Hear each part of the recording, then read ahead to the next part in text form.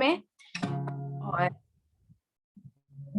सच में परमेश्वर ने इस दिन को दिया, हम परमेश्वर का धन्यवाद करते हैं। और वचन इस रीति से कहता है, पहला यूहन्ना 3:1 में, कि देखो पिता ने हमसे कैसा प्रेम किया कि हम उसकी संतान कहलाए, और हम है भी। वचन इस बात को कहता है कि हम है भी। परमेश्वर का हम धन्यवाद देते हैं कि वो हमें इस बात को कहता है कि हम और आप उसकी संतान हैं। तो आइए आज की सुबह हम उस महान परमेश्वर का धन्यवाद करें जो हमें इस हक को दिया है कि हम उसकी संतान कहलाए और हम है भी। आइए हम इस गीत को गाए जो कहता है, परमेश्वर पिता परमेश्वर तू ही है दाता हमारे जीवन का। सच में वही दाता है हमारे जीवन का। सबसे अच्छी बात जो है हमारे परमेश्वर के विषय में वो ये है कि जब हम परमेश्वर के लिए एक स्टेप को लेते हैं तो वो हमारे लिए दुगना स्टेप को लेता है। धन्यवाद देते हैं ऐसे परमेश्वर का। आइए हम इस गीत को गाए पूरे मन से, आप जहाँ पे भी हैं। आइए हम लोग इस गीत को गाए। परमेश्वर पिता परमेश्वर तू ही है दाता हमारे जीवन का। जीवन से भी है उत्तम तेरी करुणा सदा हम पर। परमेश्वर पिता परमेश्वर तू ही है दाता हमारे जीवन का। जीवन से भी है उत्तम तेरी करुणा सदा हम पर। सच में पिता आपकी करुणा सदा हमारे पर है मेरे प्रभु जी। हम आपका धन्यवाद करते हैं मेरे पिता। आप प्रभु जी आपने हमें बनाया है अपने रूप में मेरे परमेश्वर, हम आपका धन्यवाद करते हैं, आपको आदर और महिमा देते हैं प्रभु जी। हमको बनाया तूने अपने रूप में, देकर जीवन भेजा तूने संसार में। हमको बनाया तूने अपने रूप में, देकर जीवन भेजा तूने संसार में। ये आसमां और ये ज़मीन गाती है तेरी महिमा। ये आसमां और ये ज़मीन गाती है तेरी महिमा। सच में पिता हम आपका धन्यवाद करते हैं प्रभु जी। आज की सुबह जब आपके निकट में आते हैं प्रभु जी, आप पिता परमेश्वर, हम कितने भाग्यशाली लोग हैं पिता कि हम आपके नाम को जानते हैं, उस नाम को जानते हैं जिस नाम में जीवन है, जिस नाम में उद्धार है।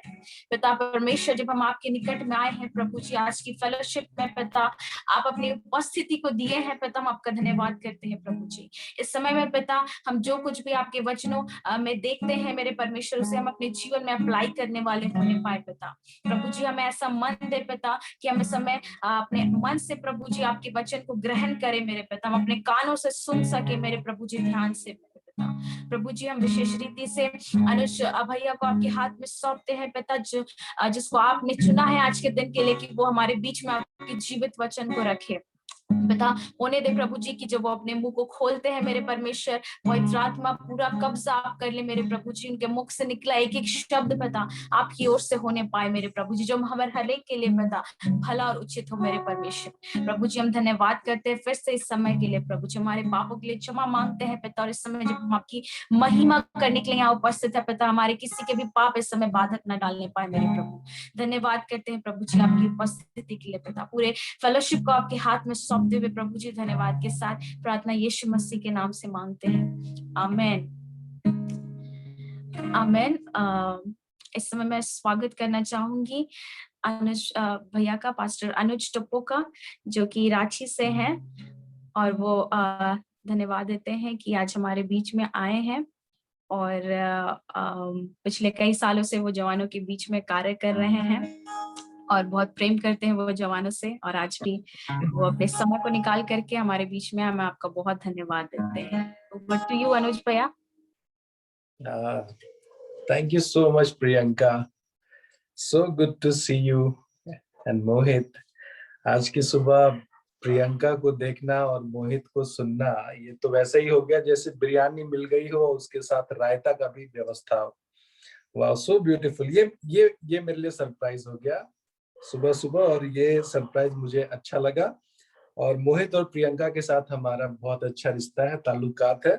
बल्कि कल शाम में भी मैं इनके घर के बगल में ही गया था एक बैप्टिज्म में।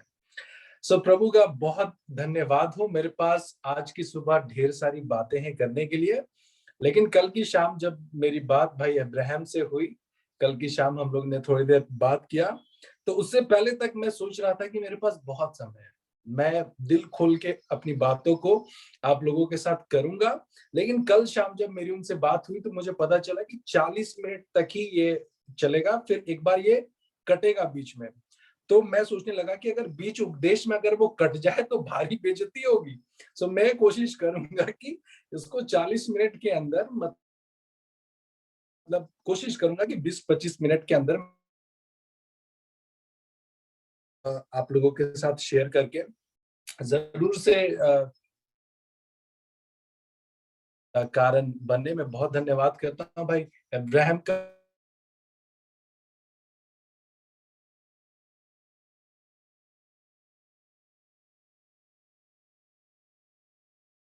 ये आज मुकम्मल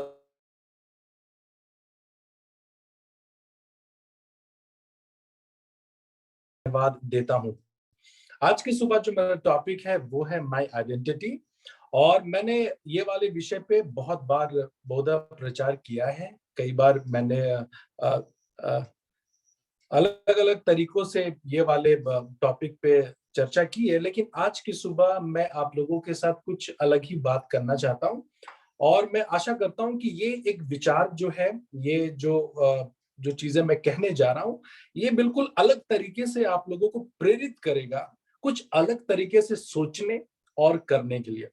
और मैं ये मेरा विश्वास है और ये मेरी प्रार्थना है कि आप वचन पे, मनुष्य के विचार पे नहीं, मनुष्यों के इंटरप्रिटेशन पे नहीं, लेकिन वचन क्या कहता है, वचन के प्रकाशन पे आप अपनी आस्था और अपने विश्वास को बनाइए, ताकि जो आपकी विश्वास है वो ज्यादा मजबूत हो सके। तो आज की सुबह मेरी कोशिश होगी कि कुछ एक नई बातों को मैं आप लोगों के साथ करूं और उसको बहुत सरल तरीके से आप लोगों के साथ में बांटूं।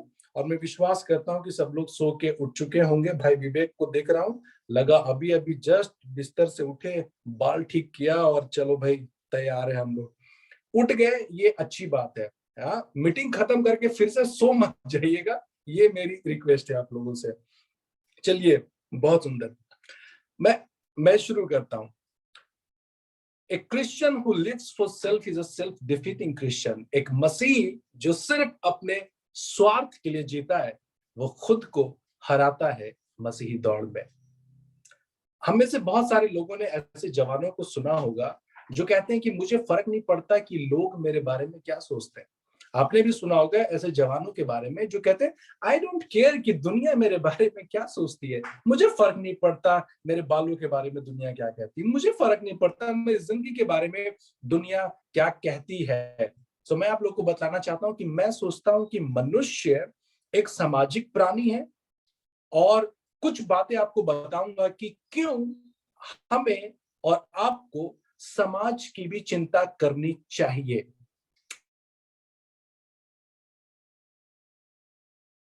बतलाऊंगा कि हमें भी समाज की चिंता करनी चाहिए। A Christian who lives for himself is a self-defeating Christian. एक मसीह जो सिर्फ अपने स्वार्थ के लिए, अपने आप के लिए जीता है, वो अपने आप को हराता है खुद मसीही दौड़ में। हम अपने आप के लिए सृजे नहीं गए, हम अपने आप के लिए बनाए ही नहीं गए हैं। It pleased God the Father to create you. ये परमेश्वर पिता को अच्छा लगा कि उसने मुझे और आपको बनाया। ये परमेश्वर को अच्छा लगा कि उसने हमें अपना राज्य दिया है। ये किसी ने परमेश्वर को बताया नहीं है कि वो मुझे बनाए या आपको बनाए। बहुत खूबसूरती से प्रकाशित वाक्य उसके 4थे अध्याय उसके 11वें पद में कितना सुंदर लिखा है।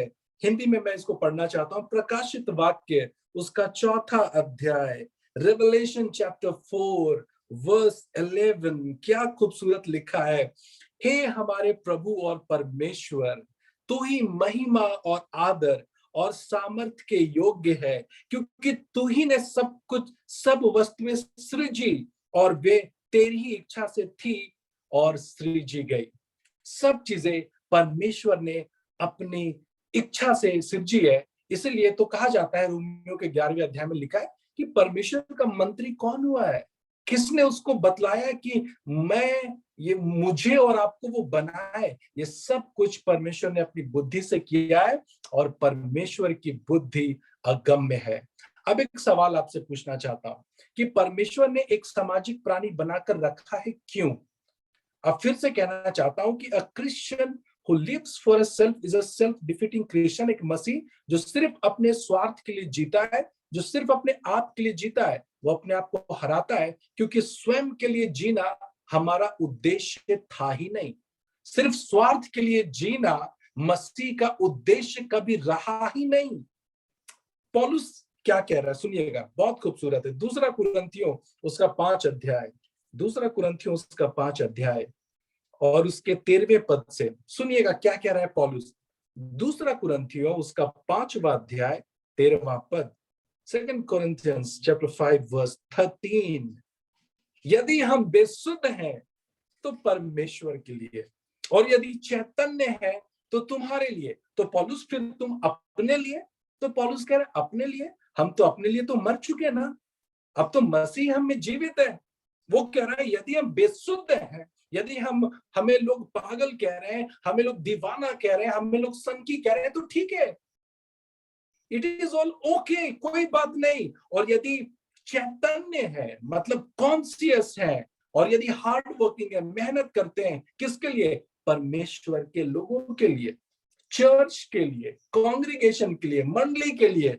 वाह, आगे लिखा है क्योंकि मसीह का प्रेम हमें विवश कर देता है। I have been constructed by the love of God. मैं परमेश्वर के प्रेम के कारण हमें विवश कर देता है। ऐसे ही नहीं कि कुछ बहुत मतलब दीवानगी चढ़ गई, नहीं, लेकिन दिल ने अंदर से जोर मारा कि अब हम अपने लिए जी ही नहीं सकते, क्योंकि मसीह का प्रेम हमें विवश कर देता है।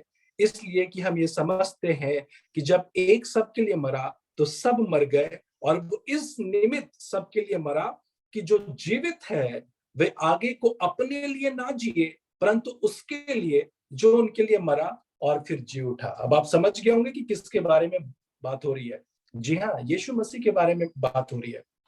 और ये कैसे हो सकता है कि हम उसका लहू भी ले ले और अपने आप के लिए जीते भी रहे? ये तो बिल्कुल वैसे ही है। कल्पना करिए कि आप एक दुकान में गए, आपको एक जूता पसंद आया और आपने उस जूते की कीमत जो थी आपने उस दुकानदार को दी, और आपने पैसा भी दिया, लेकिन वो जूता आपको मिला नहीं। दुकानदार ने आपके पैसे भी ले लिए और वो जूता भी रख लिया और आपको कुछ मिला नहीं। कैसे ऐसे हो सकता है कि हम परमेश्वर का लहू ले भी ले और हम उसके लिए जिए नहीं? कितना कितना अद्भुत है ना।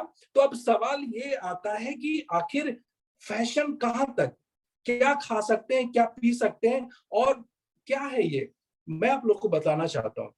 अब जैसे गौर करिए कि मैं एक पादरी हूं।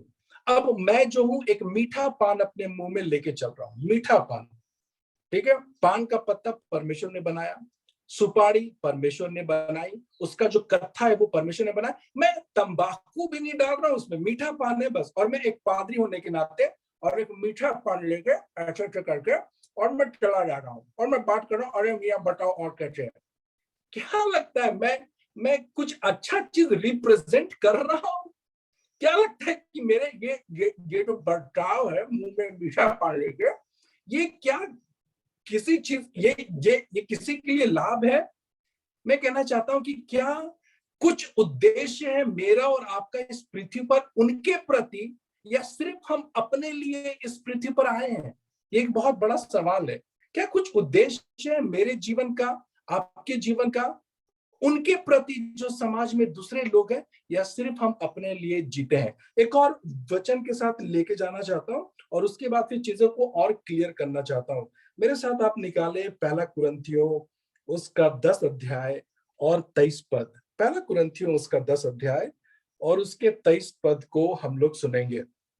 पहला कुरिन्थियों उसका 10 अध्याय उसके 23 पद में सुनिएगा क्या कह रहा है पौलुस। सब वस्तुएं मेरे लिए उचित तो है, परंतु सब लाभ की नहीं। वाह, कितना ये अच्छा कह रहा है पौलुस कि सब वस्तुएं मेरे लिए उचित तो है, मतलब लगती सब चीजें तो ठीक लगती हैं, सब चीजों में स्वतंत्रता तो है, और हाँ स्वतंत्रता तो है, yes there is freedom, but what is the purpose of that freedom? हाँ, मैं जैसे मर्जी में कपड़े पहन सकता हूँ, ये मेरी आजादी है, मैं जैसे मर्जी अपने बाल को रख सकता हूँ, मैं जैसे मर्जी अपने शरीर को रख सकता हूँ, एक आजादी है, लेकिन what is the purpose of that freedom? उस आजादी की क्या उद्देश्य है, क्या है उस आजादी का मायने? परंतु सब लाभ की नहीं। इसका मतलब कि हमें दो चीजें देखनी है, उचित और लाभ। मतलब फायदे की चीजें बहुत कुछ दिख रही, लेकिन पौलुस कह रहा है कि वो उचित नहीं है। आगे सुनिएगा क्या लिखा है, परंतु सब वस्तुएं से उन्नति नहीं है। मतलब कि हमें उन्नति भी खोजनी है, दूसरे लोगों की उन्नति। यहाँ पे पौलुस का कहने का मतलब जरा भी कपड़ा का मतलब नहीं था, जरा भी फैशन के बारे में पौलुस का कहने का कदापि मतलब नहीं था। पौलुस कहना चाह रहा है कि उस समय जो ये वचन लिखा गया, इसका संदर्भ ये है कि कुरंत की मंडली में वहां पर समुद्र के किनारे एक सूर्य का मंदिर था, जहां पे लोग ढेर सारा मांस जमा करते, उसको पकाते, खाते, नाचते, इंजॉय करते थे। और बहुत सारे मसीही लोग भी जो थे वो उस पार्टी में जाते और वहां पे भी मीट मुर्गा खाते थे। तो कुछ लोग जो मसीही थे वो उनको देखते और कहते कि ये बातें शोभा नहीं तेरी, ये बातें ठीक नहीं है। तब पौलुस को ये बातें कहनी पड़ी कि देखो इसमें कोई बुराई नहीं है, ये सब चीजें लाभ की है, मतलब तुम नरक नहीं जाओगे, तुम मर नहीं जाओगे, लेकिन लेकिन इससे ना दूसरों की उन्नति नहीं है। ये जो तुम कर रहे हो ना कि ये जो मीट है कहां से आया, क्या दूसरे लोग इसे ठोकर खा रहे हैं। तब जाके पौलुस को ये बातें कहनी पड़ी। इसके ऊपर पद में लिखा है कि तुम प्रभु की मेज और दुष्ट आत्माओं की मेज, तुम दोनों के साक्षी नहीं हो सकते। वाह, सब वस्तुएं मेरे लिए उचित तो है, परंतु सब लाभ की नहीं है। बहुत सारे लोगों को मैंने देखा, यहाँ पे टैटू 10 टैटू, यहाँ 6 टैटू, यहाँ टैटू बैली पे, नाक पे टैटू। सवाल ये है कि उससे किसी की उन्नति हो रही है क्या, या किसी को उससे लाभ पहुंच रहा है क्या, या सिर्फ आपको अच्छा लग रहा है तो आप वो कर रहे हैं?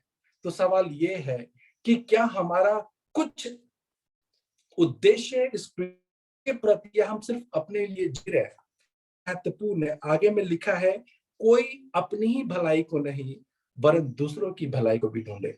और यही हमारे जीवन का सबसे बड़ा उद्देश्य है, यही हमारी पहचान है कि हम सिर्फ अपनी लेकिन दूसरों की भी भलाई खोजे। और आज जवानों को ये बात सीखनी चाहिए, ये बात जाननी चाहिए कि हमारा जीवन सिर्फ हमारा नहीं, लेकिन हमें दूसरों की भलाई ढूंढने के निमित्त भी बनाया गया है। अभी थोड़े दिनों पहले एक शहर की घटना मैं आपको बतलाऊं। एक आदमी स्ट्रीट पे जा रहा था, स्ट्रीट मतलब गली, बाजार का गली, और उसको एक बिजली के पोल पे कुछ लिखा हुआ पर्ची दिखा, और उस पर्ची में लिखा था कि मेरी उम्र तकरीबन 80-85 साल है, मैं बहुत बुजुर्ग महिला हूं, और मेरा 50 रुपए इसी पोल के आसपास कहीं पे गिर गया है, और मुझे नहीं मालूम कि वो 50 रुपए कहाँ गिरा है। यदि किसी को वो 50 रुपए मिले तो ये मेरा पता है, आप उस पते पे ये 50 रुपए पहुंचा दीजिएगा। एक सज्जन व्यक्ति ने जब उसको पढ़ा, तब वो उस पते को खोजते खोजते वो उस महिला के घर गया। जब वो उस महिला के घर गया तब वो देखता है कि एक झोपड़ी सा घर है, और एक बुजुर्ग सी महिला घर के बाहर में बैठी हुई है, असहाय, कमजोर सी। और ये व्यक्ति जो था, जब उसके चलने की आहट हुई तो वो महिला जान गई कि कोई उसके घर आया है। तब वो कहने लगी कि कौन आया? तब ये जो व्यक्ति था ये कहने लगा कि माता जी, आपका 50 रुपया मुझे मिल गया, और मैं वो 50 रुपए देने के लिए मैं आपके पास आया हूं। तब वो महिला कहती है कि बेटा, मैं तुम्हें एक बात बतलाना चाहती हूँ कि मेरा कोई 50 रुपए गुम नहीं हुआ। वो पर्ची मैंने नहीं लिखी है, मैं तो देख भी नहीं सकती, मैं तो जा भी नहीं सकती, मैं तो गई भी नहीं। ना तो वो पर्ची मैंने लिखी है और ना ही वो कोई 50 रुपए मेरा गुम हुआ है। हैरत की बात यह है कि अब तक कुल मिला के 60-70 लोग आ चुके हैं जिन्होंने मुझे 50 रुपए लौटाना चाहा है।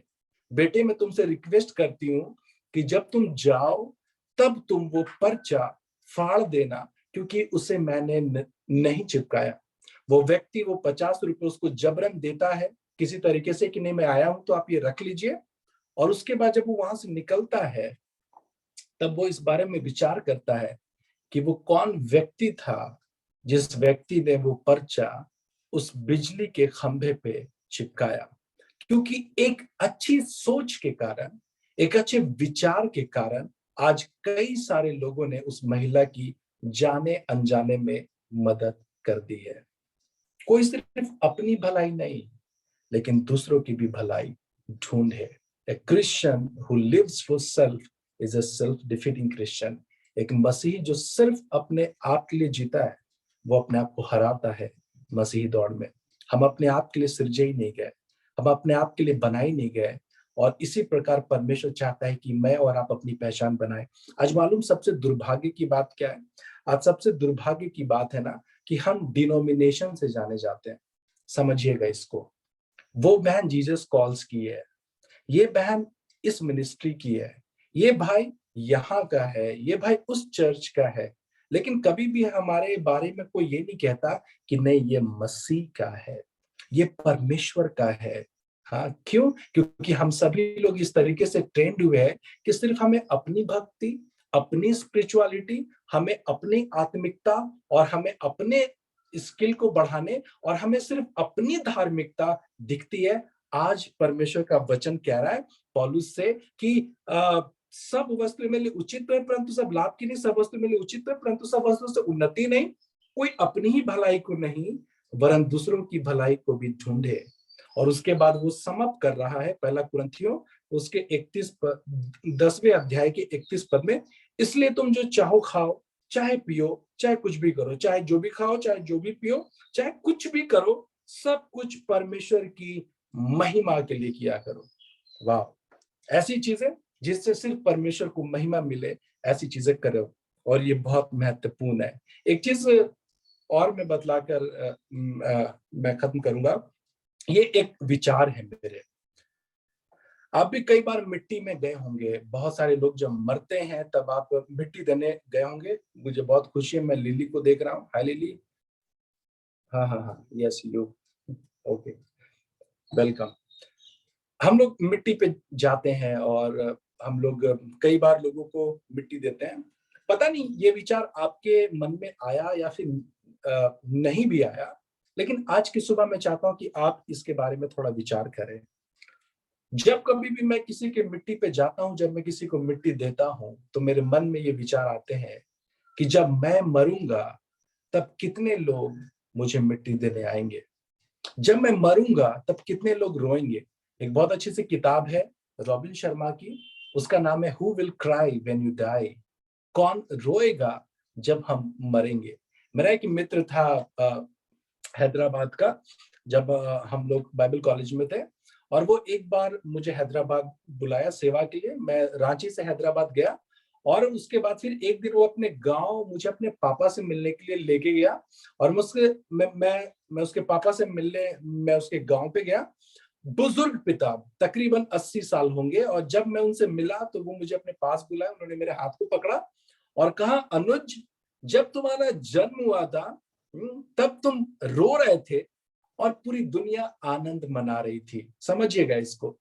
वो बुजुर्ग से इंसान 80 साल के, उन्होंने अपने पास बुलाए, हाथ पकड़ा और कहा, अनुज, जब तुम्हारा जन्म हुआ था तब तुम रो रहे थे और पूरी दुनिया, मतलब तुम्हारे मम्मी पापा, चाचा, भाई बहन, सब लोग आनंद मना रहे थे। अपनी जिंदगी को इस तरीके से जीना कि जिस दिन तुम मरो उस दिन पूरी दुनिया तुम्हारे लिए रोए और तब तुम्हें स्वर्ग में बड़ा आनंद होगा।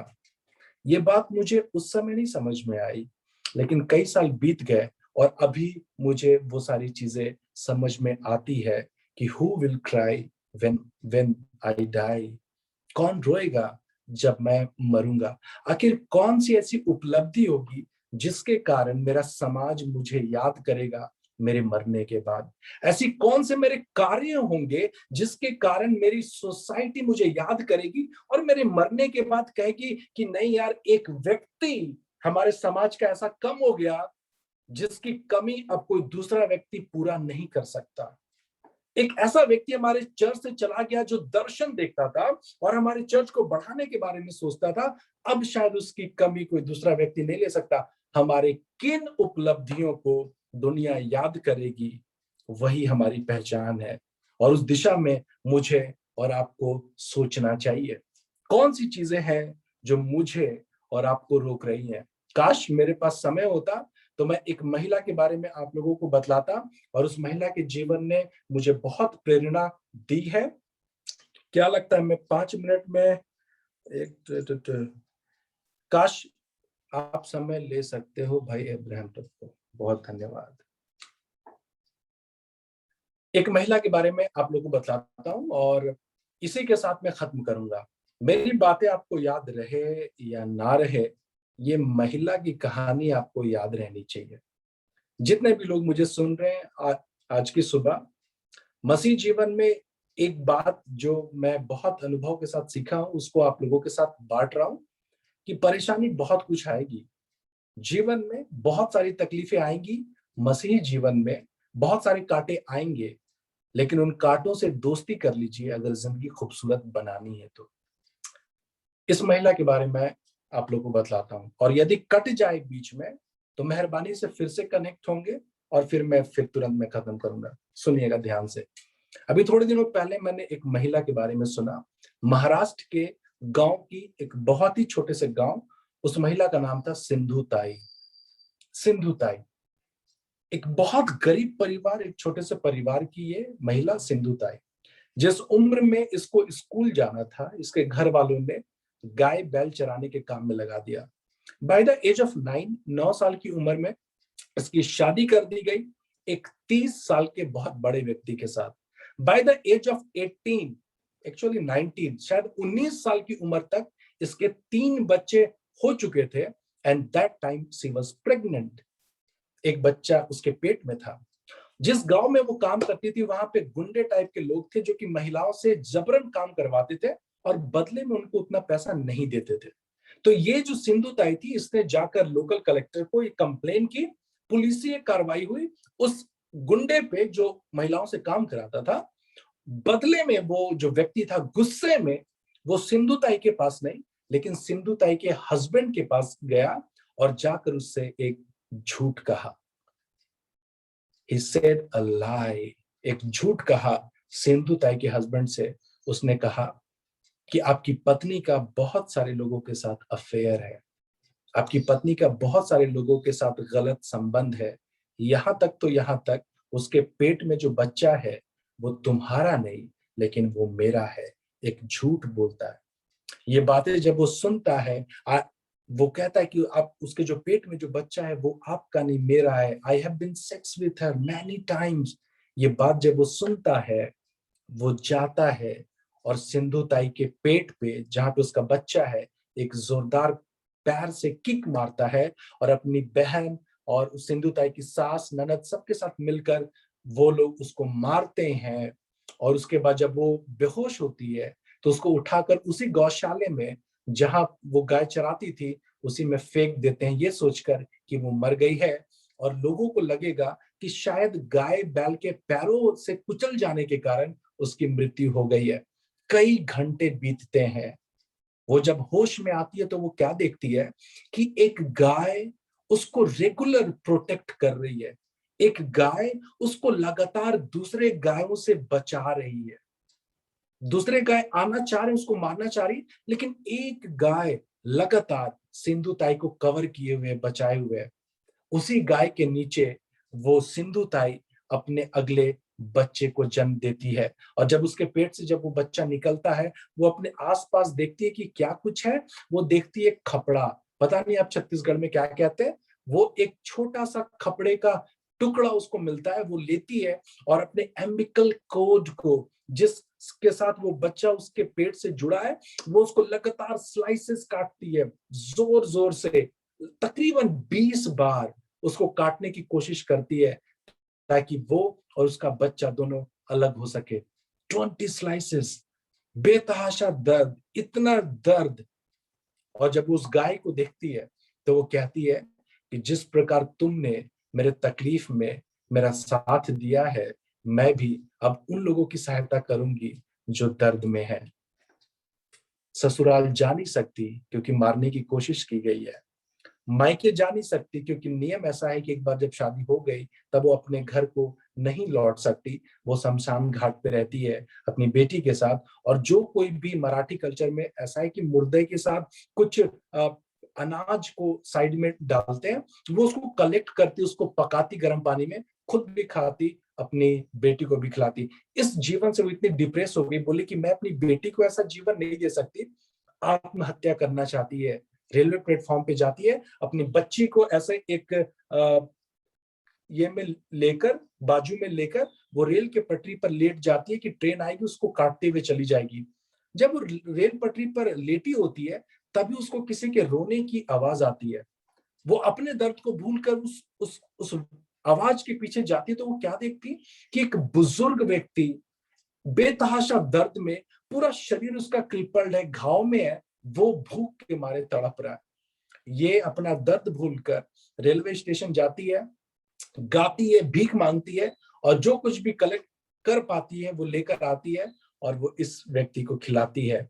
और वो सिंधु ताई बतलाती है कि उसने उस आवाज को, उस बुजुर्ग के आवाज को कंसीडर किया कि that was the voice of the God, कि वो आवाज परमेश्वर का आवाज था, जिसने मुझे ये बतलाया कि मेरे दर्द से ज्यादा दूसरे लोगों की पीड़ा है जिसके लिए मुझे जीना है। और वहां से एक नई प्रेरणा पाई। और मालूम कई वर्ष बीते, कहानी थोड़ा शॉर्ट कर रहा हूं, कई वर्ष बीते, आज के जमाने में सिंधु ताई के अनाथ आश्रम में तकरीबन 2000 से ज्यादा वृद्ध लोग हैं जिनका कोई नहीं है, वो उनकी माँ है।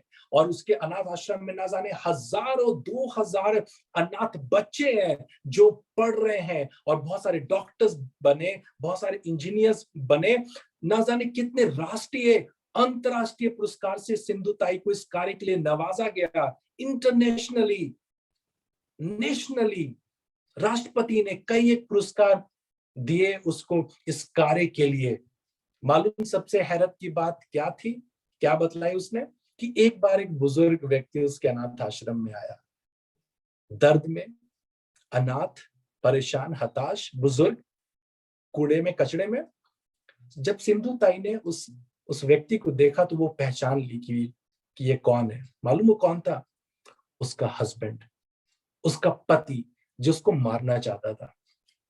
और सिंधु ताई जिसने सबसे बड़ा काम किया, उसने वो ये किया कि उसने उसको माफ किया और कहा कि जब मैं अकेली थी, जब मैं कूड़े में थी, जब मैं कचड़े में थी, मेरे पास कुछ भी नहीं था। आज तुम कूड़े में हो, आज तुम अकेले हो, आज तुम भूखे हो, लेकिन अच्छी बात यह है कि मेरे पास एक शेल्टर है जहां पर तुम रह सकते हो। और यहाँ पर मैं तुम्हारे पत्नी नहीं हूं, यहाँ पे तुम मेरे हस्बैंड नहीं हो, लेकिन तुम यहाँ पर मेरे बेटे हो। वाह! कई बार जब ये स्टोरी जब वो दूसरे लोगों को बतलाती थी तो वो परिचय कराती थी कि ये मेरा सबसे बड़ा बेटा है, and some time he is very naughty. मेरे प्रियो, ये कहानी क्यों बतलाना चाह रहा हूं कि कौन सी चीजें आपको रोकती है अपने उद्देश्य को पाने से। वो कौन सी चीजें हैं जो आपको रोकती है अपना सर्वोत्तम करने से। वो कौन सी चीज है जो आपको आपके पहचान के बीच में आ रही है। क्या किसी का प्यार है? क्या किसी की दोस्ती है? या शायद वो विचारधारा जो शायद कभी आया ही नहीं कि हमें दूसरों के लिए भी जीना है, या सिर्फ हम अपने लिए हैं। मैंने शुरू में ही कहा, a Christian who lives for a self is a self defeating Christian. एक मसीही जो सिर्फ अपने आप के लिए जीता है, वो खुद को हराता है मसीही दौड़ में। मेरे प्रियो, मत भूलिए, हमें सिर्फ अपनी नहीं लेकिन दूसरों की भलाई ढूंढनी है। हमें सिर्फ अपने लिए नहीं लेकिन दूसरों के लिए जीना है। और मैं आपको सही बतलाऊं एक चीज, जब तक हम अपने आप के लिए जीते हैं या जब तक हम अपने आप के लिए जिएंगे, हर दिन रोते हैं, तकलीफ में रहते हैं। लेकिन जिस घड़ी हम दूसरों के लिए जीना शुरू करते हैं, तकलीफें कुछ भी आए, हम हमेशा आगे बढ़ने के बारे में सोचते हैं। यही फर्क है, यही मसीह जीवन है, यही आत्मिकता है। मेरे प्रियो, ढेर सारी बातें, लेकिन आज यहीं पे रुकना चाहता हूँ।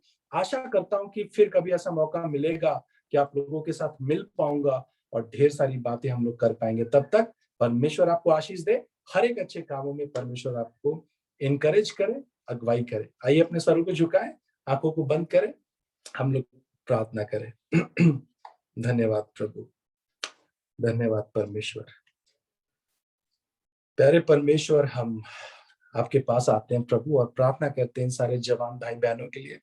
धन्यवाद प्रभु तेरे वचनों के लिए प्रभु, जहाँ पे तूने कहा कि सब वस्तुएं मेरे लिए उचित तो है परंतु लाभ की नहीं। परमेश्वर होने पाए कि हम सिर्फ अपना ही लाभ नहीं लेकिन दूसरों के भी लाभ को देख सके। ऐसा अनुग्रह कर परमेश्वर, हर एक की प्रार्थनाओं को सुन और परमेश्वर हर एक को प्रभु ऐसा एक जीवन जीने में अगुवाई कर कि प्रभु हम सिर्फ अपने लिए नहीं लेकिन दूसरों के लिए भी जी सके। प्रार्थना यीशु मसीह के नाम से मांगते हैं, सुन और दया से ग्रहण कर। आमीन, आमीन। Thank you so much, thank you.